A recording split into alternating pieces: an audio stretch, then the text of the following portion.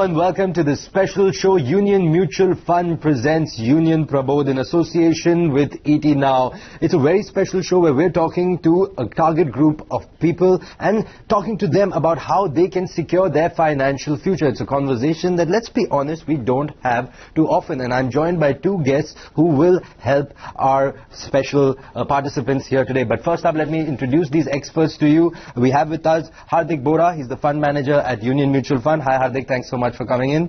And we have Hemant Rustagi. He's the CEO at Wise Invest Advisors. Hi Hemant, thanks so much for coming in. Alright, let's go to the other side. We have three very special doctors with us. Thank you so much, the three of you, for coming in. First up, Dr. Ganesh, tell us a little bit about yourself and your question for our experts. I'm Dr. Ganesh Bhagwat. I'm a surgeon.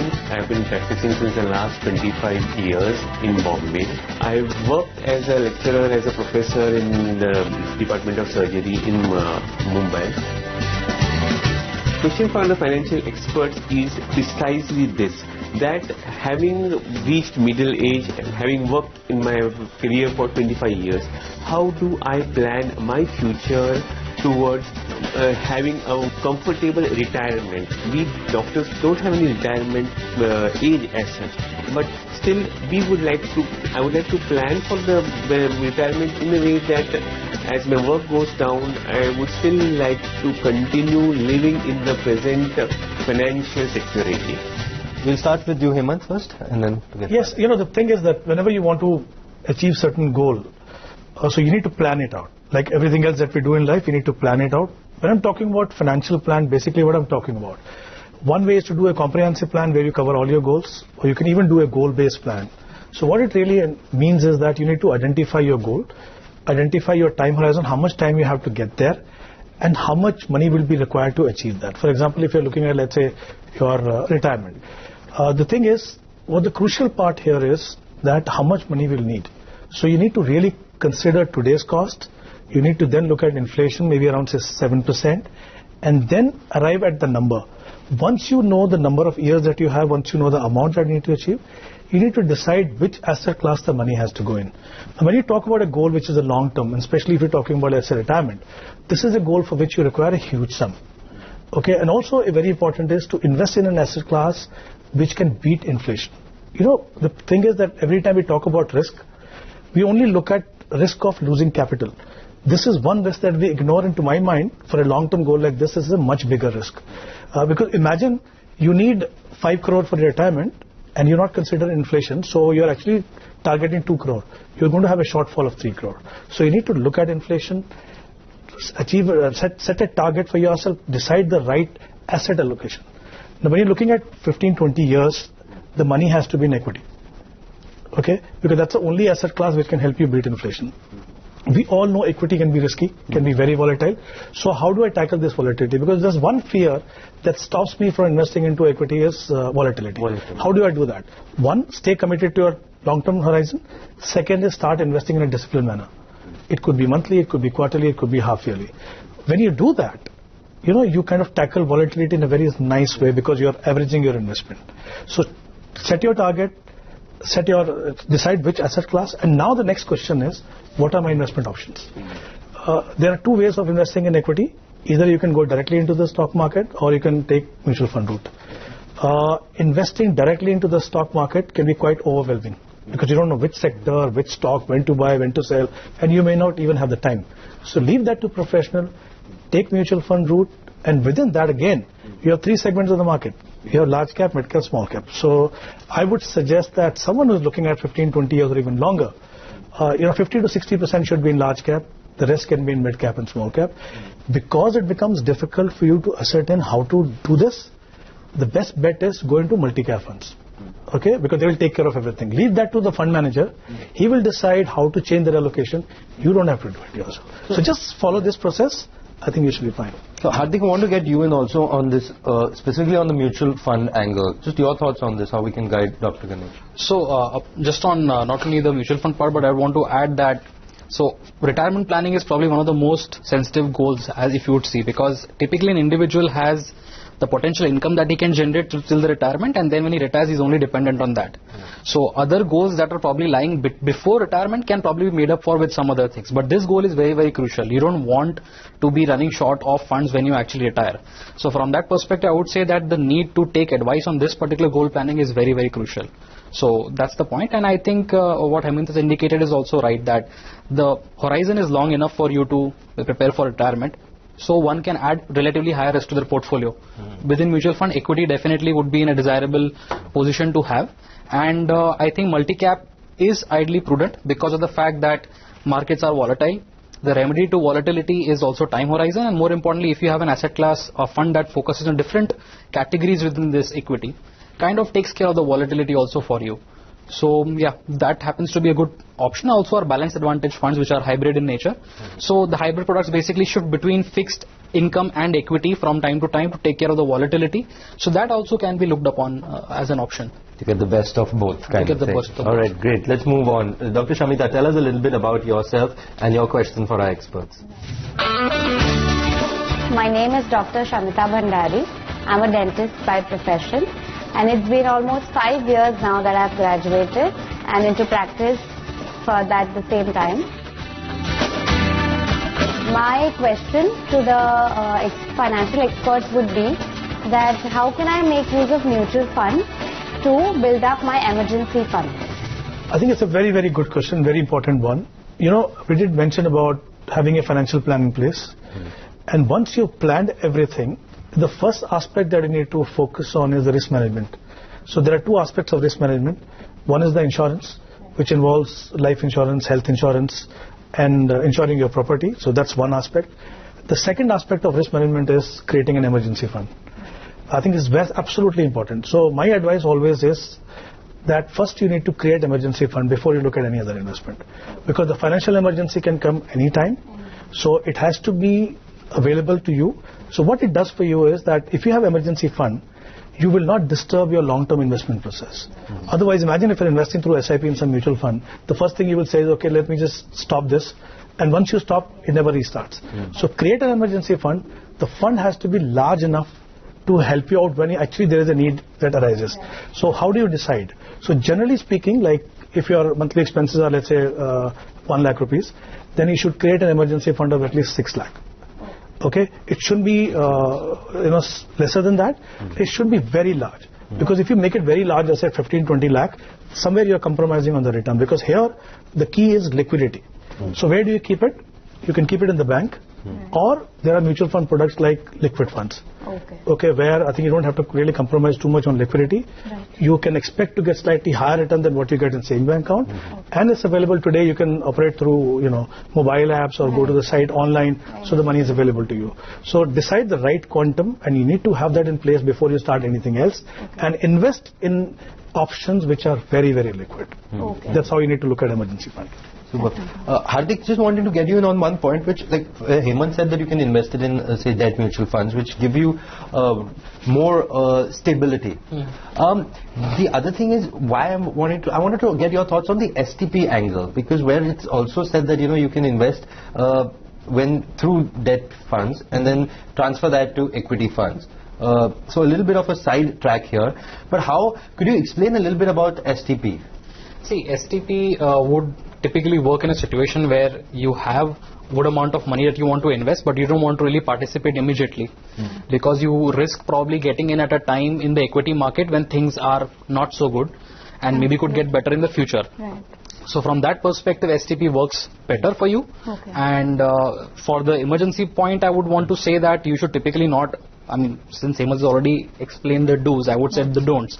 Don't look at equity, pure equity funds in mutual funds to keep your your money for the emergency purpose, because that is very volatile.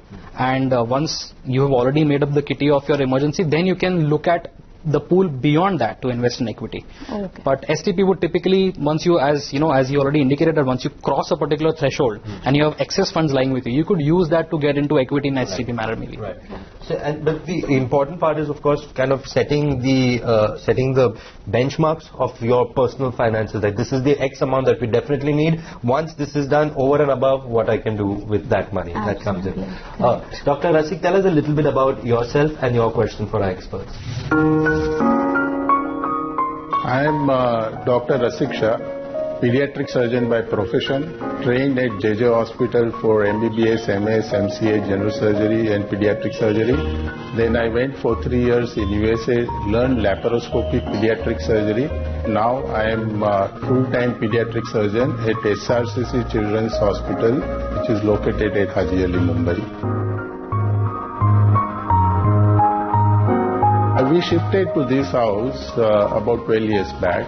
I live on 3rd floor, the building is without lift. So I was thinking of shifting to a place with better amenities.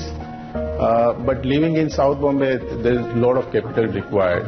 Though we have some capital, so my question is, should I use my entire capital, use part of the capital, take rest of the things on loan or entire loan? So that is what is my question to the financial advisor. Well, again, I think buying a house, in your case, for example, you want to move into a bigger house, is always an important goal, because this also requires you to accumulate a large sum of money.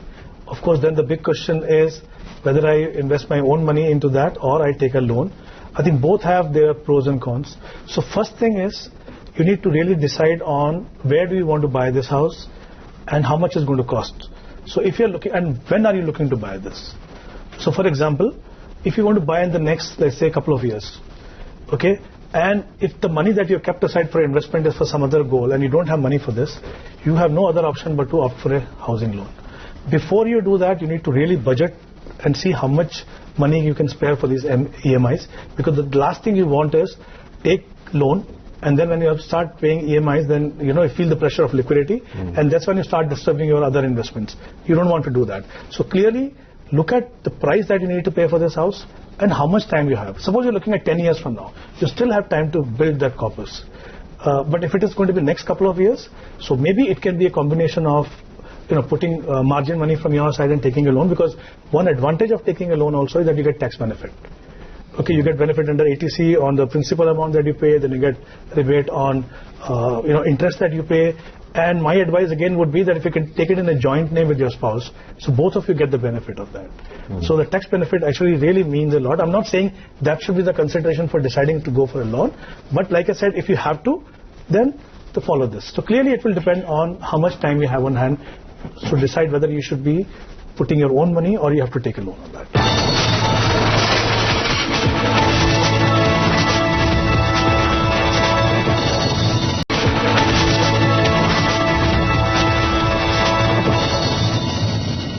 Hardik, one thought that people very often have is direct equity versus mutual funds. So, the first speed breaker is people saying, why should I invest in equity?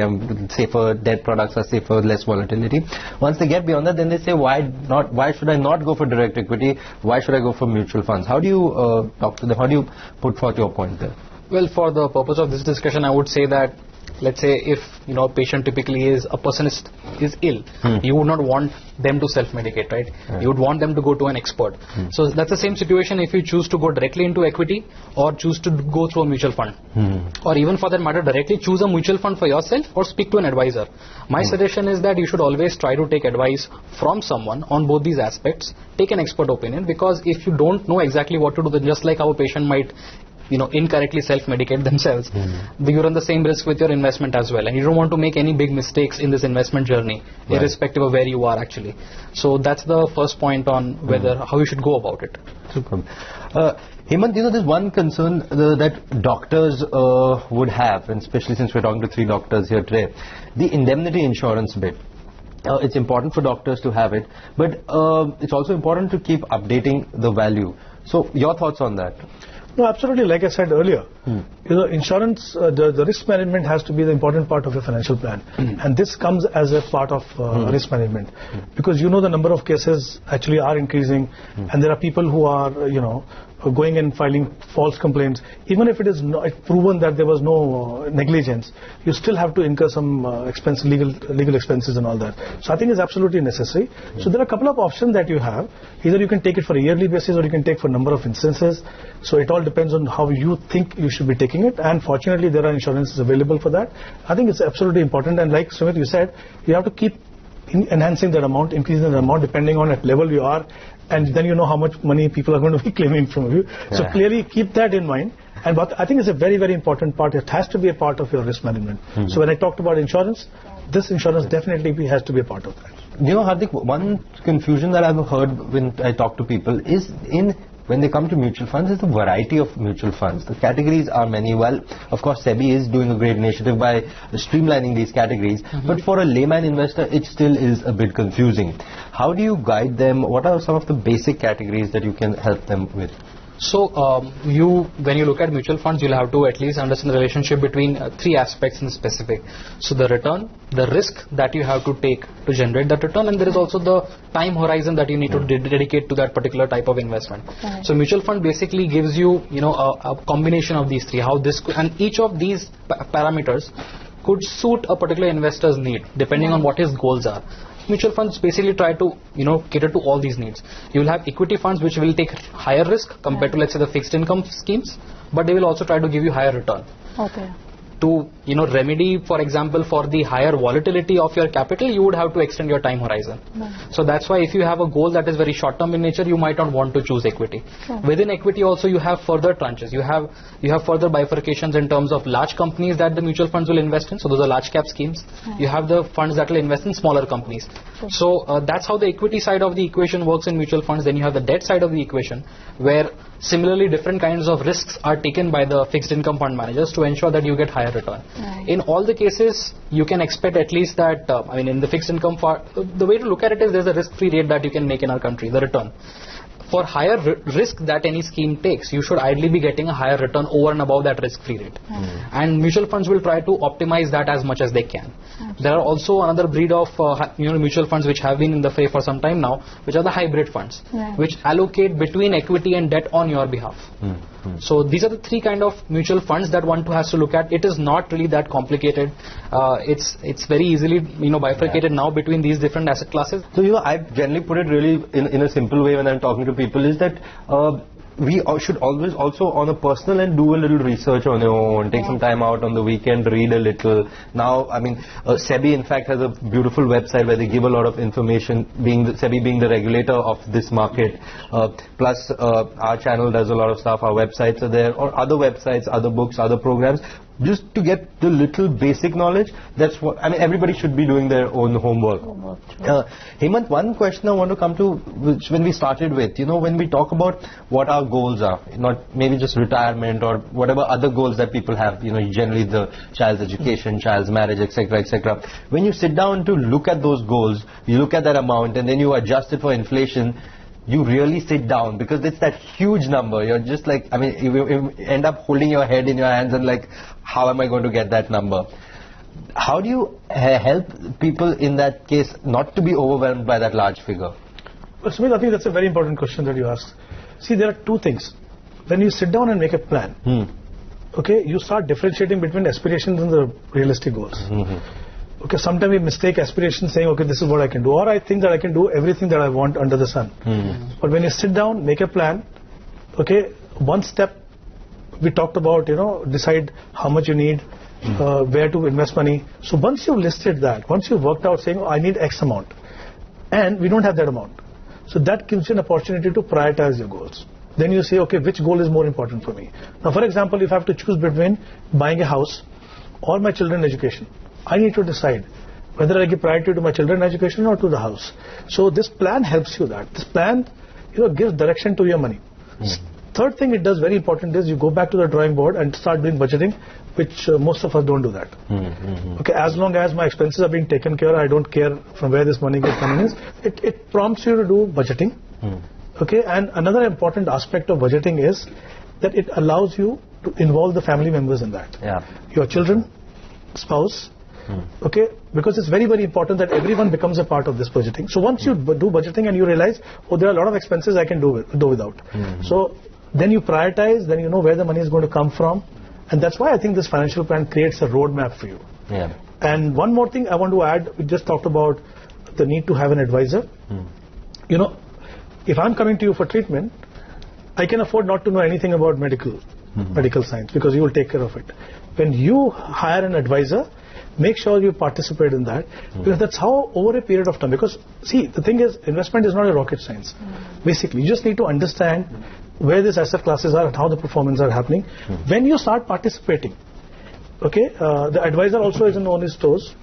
You start asking better and better questions over a period of time and you become aware. Well, we're just about out of time, but just as we wrap up, Hardik first and then Hemant, just last few words of wisdom that you would like to leave them with. So I would just say that mutual funds do cater to all the needs that the investor has, and there are multiple different kinds of mutual funds will cater to all these requirements that an investor will have throughout his investment journey. And with the right advice, you could ensure that they will help you maximize your goals. Fantastic. Hemant? Well, my advice would be that, when we talk about investment, it generally sounds very intimidating, which it is not. Sometimes it is seen as a very dry subject, saying, forget it, we don't want to talk about it.